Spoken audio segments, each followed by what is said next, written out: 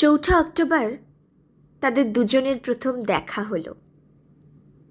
তখন বিকেল ঘনিয়ে আসছে, বাতাসে শীতের আমেজ।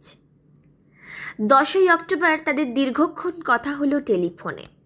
সেদিন ছেলেটি নতুন কেনা টবে গোলাপের চারা লাগালো। 30শে অক্টোবর রেস্টুরেন্টের নিরালা কেবিনে ছেলেটি বলল, তোমাকে আমি ভালোবাসি। মেয়েটি লজ্জায় মাথা নিচু করে টেবিলে আঁকি বুকি কাটল। 12ই ডিসেম্বর গোলাপ গাছে কুঁড়ি ধরল। মেয়েটি রেস্টুরেন্টে ছেলেটিকে জিজ্ঞেস করল, কেন ভালোবাসো আমায়? আমি সুন্দরী তাই? তোমার চেয়েও সুন্দরী আছে কত। আমার বাবার প্রচুর অর্থ তাই? তোমার বাবার চেয়ে বড়লোক এখানে কম আছে? তাহলে ভালোবাসি ভালোবাসি, তার আবার কারণ হয় নাকি?